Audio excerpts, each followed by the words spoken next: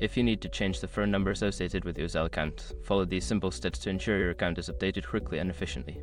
Step 1. Open the Zelle app. Launch the Zelle app on your mobile device. Make sure you are logged into your account to access your settings. Step 2. Access account settings.